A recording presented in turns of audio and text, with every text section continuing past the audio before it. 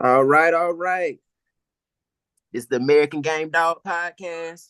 We're here with Mr. OG Loco. What's up? What's up, man? What's up? We're just gonna ask you a few questions today. Keep it nice and simple. I got a lot of people that's interested in, what you got going on with the old family red nosed dogs. So here we Right on. go. All right. So the first question is when did you start to get involved with the dogs? Oh, probably when I was a kid, teenager. I got some pit bulls, but they weren't registered pit bulls, and they were, I don't know, just regular barrio type dogs. I didn't get into the purebred first registered dog until 1990, uh, which was my dog OG's 44 Magnum. And ever since then, I started line breeding off those dogs. Okay, okay. And when you said they was, I'm sure everybody, back then they a lot of the dogs were unregistered, you know what I mean? Uh so do you believe that this is a question right here? I want to go ahead and get to the meat and potatoes of it, right?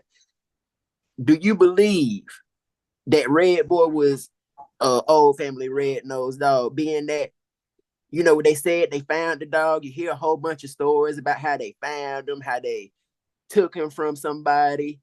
Uh, do you believe he was old family red nose?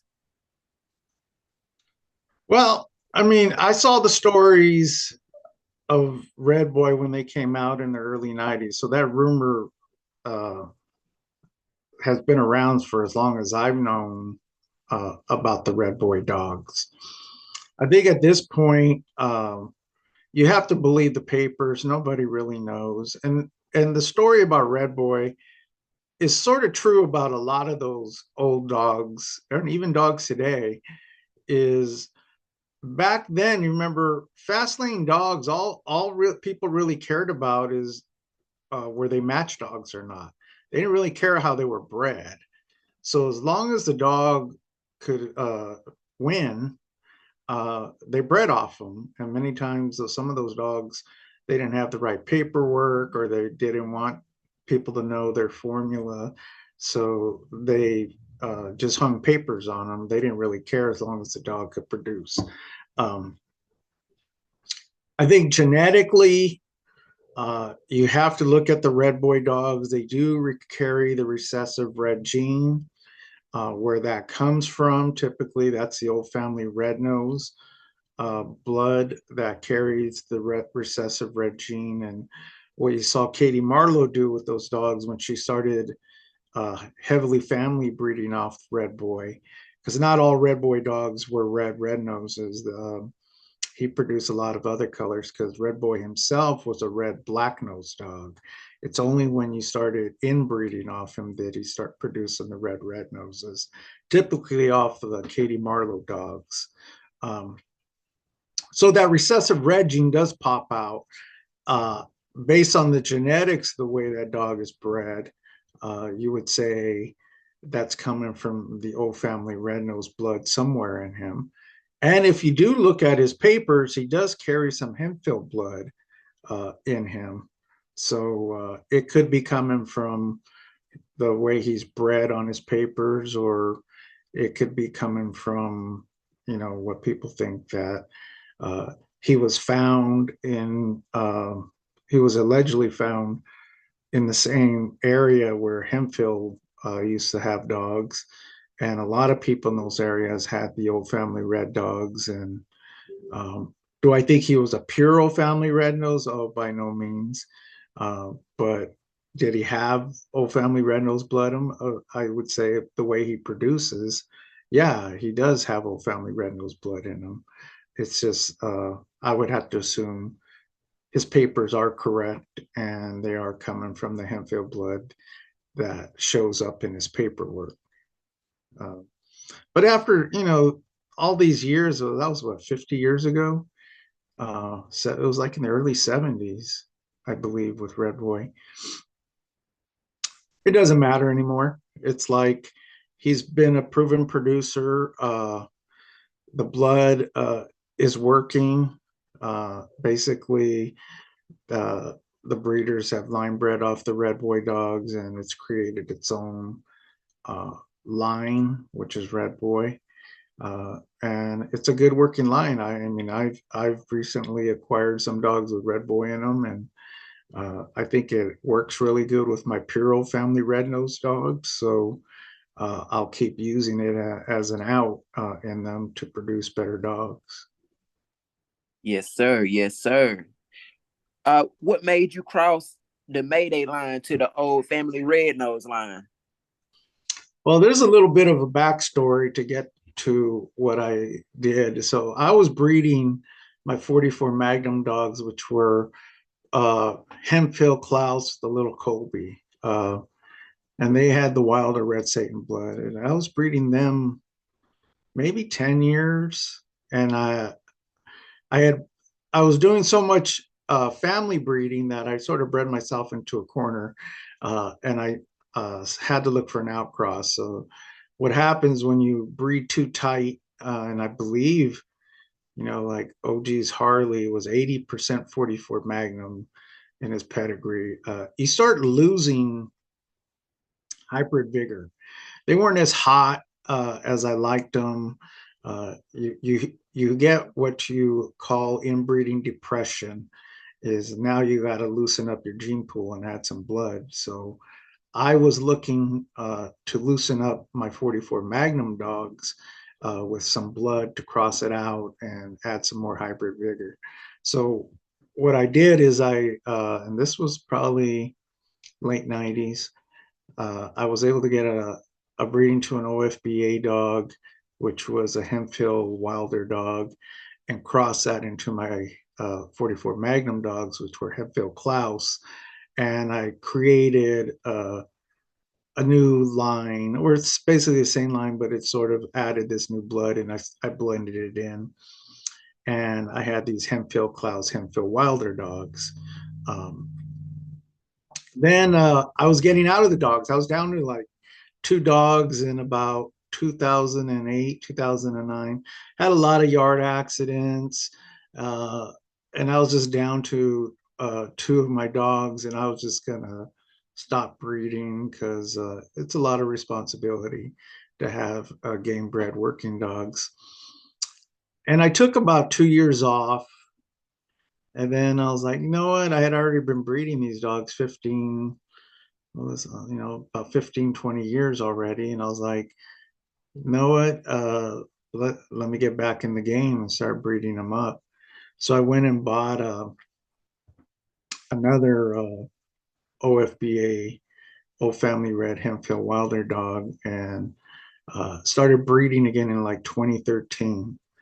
So I bred my male OG bull to Ellison's No Bones About It, and I created the OG Loco line in 2013. And I just started the process all over again, which is basically breeding, testing, and culling, and keeping the best, and refining the bloodline, getting it back to what I liked was a really high prey drive, game bred working line.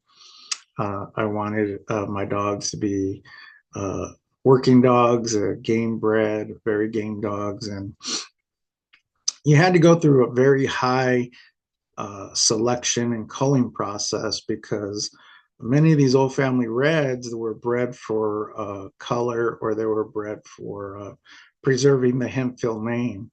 They weren't really tested as working dogs. So your percentages of working dogs went down. So you have to go through a process of getting them back to a high standard of they're working dogs. They're back to what they were bred to do. And once I got them there, and this was about, I don't know, 2017, 2018, I got my dogs back to, they were game, they're high prey drive, they were working, they were pure. I purified the blood, now they're OG Local over family reds.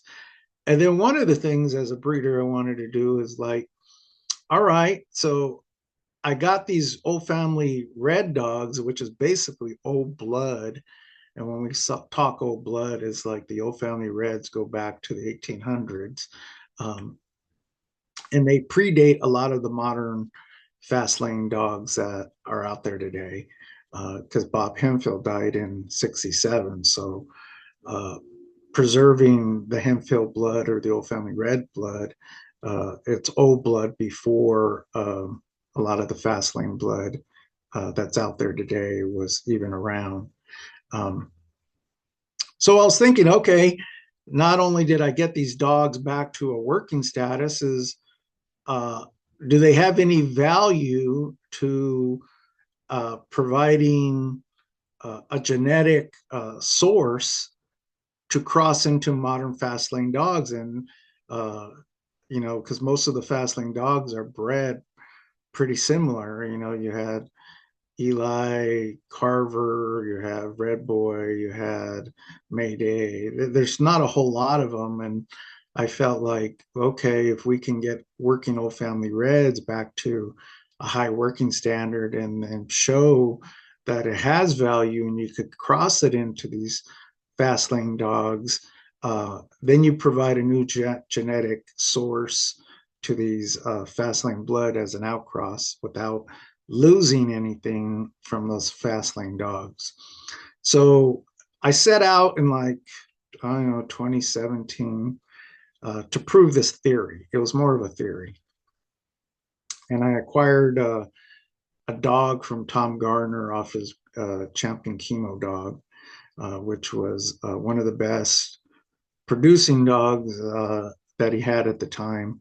And I got an inbred son off him. And those were my first sources of dogs, was to cross the Chinaman blood into my old family reds and see what I got. And that cross really worked. We got phenomenal dogs off that.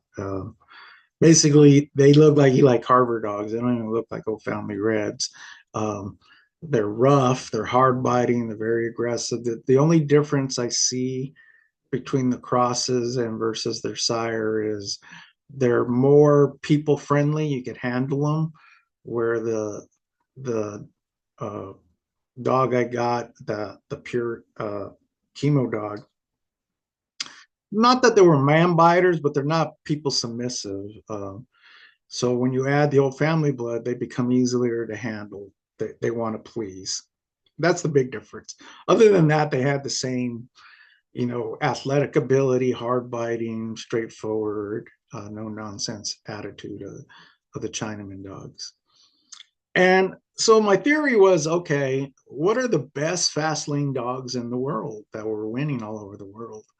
Um, and I wanted to give my dogs a chance as hog hunting dogs, and that's what I breed. Are pretty much working dogs, but mostly hog hunting dogs. And I said it's either Chinaman blood or it's Mayday blood. That was the two fast lane strains out there that were dominating, working events all over the world. It was either one or the other at the time. So I said, okay, well, let me try Mayday blood, and I was able to hook up with Buck City and breed to his Malcamp Chumpum Michael Myers dog before he died. And that blood worked for me. And the reason I really like the Mayday blood, if you look at it, it's, Tombstone Bolio, Red Boy Jocko. And all those four dogs in Mayday go back to the old family red-nosed dogs in their pedigree, one way or the other. So my theory was, I'm not doing an outcross because my pure old family red-nosed dogs are already in the Mayday dogs, but way back, like maybe 12, 15 generations back in Mayday. So it's basically reinvigorating the old family red blood in the Mayday dogs and doubling up on those genes.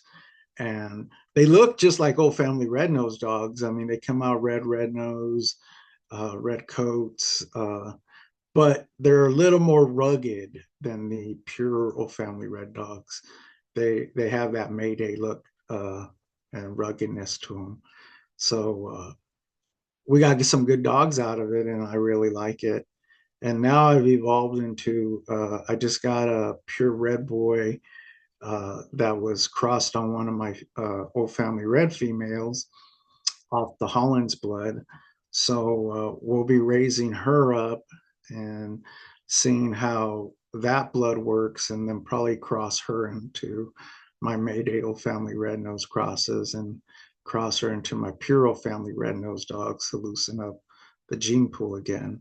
Uh, and then I acquired a weird Jack Chinaman dog that I'm going to cross her onto my Chinaman old family red dogs and probably into my pure old family red dogs later and see how that blood works. So a lot of what I do is, I keep a pure line. I'll always keep my pure stuff.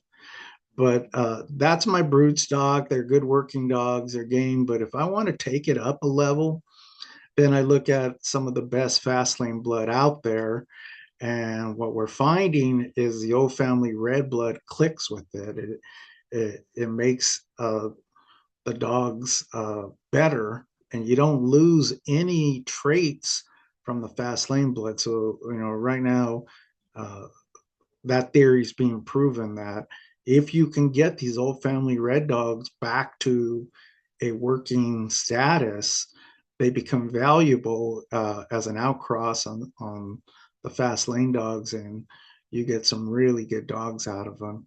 And it's still relatively new, but the reason we're able to do this evaluation, my dogs, not only are they successful on my yard, uh, they're on different yards. Like people are using them and they're working for them and they're doing their own crosses. And that was really the test for the strain. It's if it's working on other yards and they're producing good dogs, that just showed that the theory is working, and it's taken hold, and they're all over the country now. And there isn't really a lot of them, to be honest with you, is I don't breed a lot. Just the ones that I have let out have worked for other yards, and they're getting good dogs out of them. So that's sort of a little bit of background where I'm at today. Yes, sir. Yes, sir. That's very interesting. One thing that I wanted to ask you about as well, because he was in love with the old family red nosed dog as well. I wanted to ask you about the Narad bloodline and how you felt about that particular bloodline as well. Yeah, Nora dogs. Well, I think Mike died a couple years ago. Yes, sir. So yeah, there isn't really what I call NORAD dogs anymore. There are dogs that are people are line breeding off NORAD uh, dogs. But I look at it this way: is once the breeder dies, uh, only the first two generations or three, maybe three at best, after that breeder dies, can you claim that that's a NORAD dog. After three generations, even if you're breeding off NORAD dogs, uh, they're not really NORAD dogs. They're the breeders' dogs now.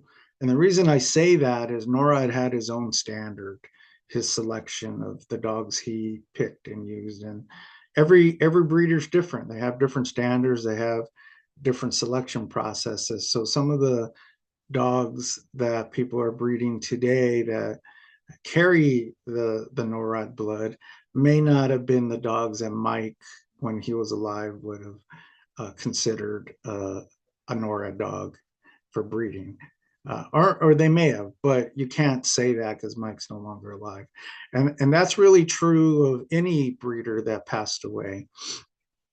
Same with the Hemphill dogs, is Bob Hemphill died in 67. So after 2 or 3 generations, they're no longer Hemphill dogs. They're whoever's breeding off them because they have their own standard that's different than Hemphill. But the NORAD dogs, when he was alive, especially the ones from the late 70s and early 80s, the Red Devil dogs were really good dogs. And then he had Champion Spike, which was a really good dog, which was a hemp-filled Red Devil cross that he had a lot of success with. And then if you look at Mike, he didn't keep them pure. He actually, if you look over his breeding, he started adding the Red Boy to his Red Devil dogs and his hemp-filled dogs, and then he added Turtle Buster, and then he's added Black Jack, which is the cheap Red Boy stuff. So Mike, as a breeder when he was alive, his dogs evolved also. You know, he was keeping modern fast lane blood and adding it to his old hemp-filled Red Devil dogs. Some people claim they have the pure NORAD stuff back from the 70s that has no like Turtle Buster or Blackjack in it or Red Boy. It's the old Red Devil hemp-filled stuff. I haven't seen it. Maybe someone does have it, but most of the NORAD stuff that's out there today is more what I would call his modern breeding that he was doing right before he died. But if you can get a good NORAD dog, you know, I'd like to try one.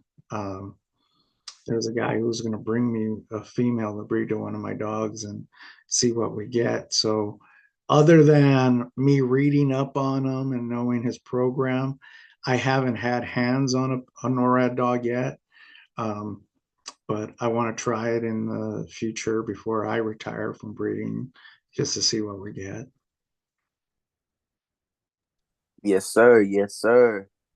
Okay, another question that I'm sure a lot of people are going to want to know is what are some of your favorite methods of conditioning? Right, when it comes for confirmation, weight pooling, you know, things that we do now that are legal because, you know, we can't get out here and, you know, go all willy-nilly like back in the day. So now we got to, you know, go to other outlets to get these dogs worked. So, you know, we got the confirmation shows, ADBA, APDR, you know, the works. What are your favorite methods of conditioning? So, you know, I'm more of a breeder. So as a breeder, I do my own testing and my own standard to see what I produce. And I get my dogs into a lot of working homes that are actually out there using these dogs and working them. And then if they work out, they come back to me. I did do a little showing back in the day when I was just wanted to get when I started my OG Loco line, like in 2013, 2014, I wanted to get my dogs evaluated for confirmation at ADBA shows, and I would get them in shape for confirmation shows and take them to the local ADBA shows and get them evaluated. But typically, you know, I don't use anything fancy. Um, you know, like 30 to 60 days out. But this was more like my test as a dog man. Could I bring a dog in and peak by time it was a show? Because dogs, they peak, and if you don't time it right, you know, you could be before peak or after peak. So I like to use 30 to 60 days out from a show to start getting them in shape for the show. Um, it really is all starts with diet. Uh, I'll go to like a all protein diet, frozen chicken, for instance. I'll start them on, you know, I'll start getting them off their kibble and move them to like a frozen chicken or chicken meat diet, especially 30 days out, because that'll lean your dog out fast. You get nice lean muscle and they'll lose body fat on chicken. And then I'll just do the typical, you know, like I work them. I really like the spring pole. You know, I think the spring pole, if you get a dog that'll work a spring pole, you get the most embodying conditioning out of a spring pole than any other form of exercise. It works all the muscles, but the main thing it does, especially for ADVA shows, it gets the dog's inner core to tighten up. It gets them tucked, because by them working the spring pole, they're working their abs, and they're working their back, and that'll tighten them up and tuck them up, is what ABA really likes to see. If you have a carpet mill, or you have a regular mill, I like to work them on that. I like to work them on a flirt pole. I still work all my dogs on a flirt pole and a spring pole anyway. That's just how I keep them entertained. But in getting ready for a show, I use all those methods. Spring pole, flirt pole, diet, a mill if I have a mill. If I don't have a mill, hand walking. You want them to pull on that leash, because that creates resistance. So by pulling on that leash and resistance, they're actually building muscle by doing that. And I keep it simple. Just get them ready, and if you time it right and you're working right and you're monitoring your dogs, they should come in right at peak on show day. And we've had good results. When I was showing conformation, um, typically would win, beat show dogs. I don't show dog. I don't breed show dogs. I don't show dogs. But we would show up to dog shows and win, and the show people wouldn't be too happy about it. But hey, it is what it is. It told me that my dogs, from a conformation standpoint, resemble the breed standard, and that was good enough evaluation for me. What I breed my dogs for is working. So I like to hunt with my dogs. I hunt on the river. I have, we hunt for bearing animals, raccoon, nutria, muskrat. So when I take my dogs out and, I'm training them really to be working dogs, I like to see that prey drive. When I turn them loose, they're out there hunting, they're going through the bushes, they're looking. If they do catch a prey, they don't hesitate, they're on it, and they'll catch it and hold it till I could get there and put it down. And they love it, that they're out there. They have a good callback. That's another one I look for. Is I got some dogs, if you turn them loose, you'll never catch them. But I got some dogs that when we're out hunting, they have a good callback. When you call them, they'll come back. So that's another thing I look for in a hunting dog. But as a working dog, those are what I'm really looking for. Is that drive, that willing to please. They're out there, they're hunting, they have a natural ability, and they're game. Good game dogs, that they're not going to quit. So that's the main thing I look for. Yes, sir. Yes, sir. Well, my next two questions was going to be on, what do you feed and how much protein, but you pretty much, covered all that. With the question I asked you about the, methods of conditioning. So, I guess, we're gonna go ahead and wrap this thing up, man. I'd like to thank you for, giving us some of your precious time today, because you didn't have to do it. It was a blessing, you bestowed upon me by giving me my first episode, and I'll be forever grateful. I know a lot of people are going to be interested in knowing more about your dogs. So I'm gonna let y'all know y'all can reach him on Facebook. All you got to do is jump in the search, just like I did, and type in OG Loco. Make sure y'all like and follow his page. Is there anything else you want to say? No, I mean, I appreciate the opportunity to speak about the dogs and share some of my experience and knowledge with, new people or people that are trying to start their own family of dogs. And that's really what I try to teach people is how do you start your own family of dogs, and, what's the best approach. So if you want to do future interviews and on different topics, I'm more than happy to share my knowledge. I would think, just to wrap this up, there's a lot of negativity about the old family red-nosed dogs out there. A lot of people think they're not working, they're not valuable, or they didn't last the test of time. Yes, I, sir. I, th- I think you have to take that in perspective. Is one, not all old family red-nosed dogs are bred the same or alike. So it really, you got to go back to who's breeding them and what their standard is and what they're using them for.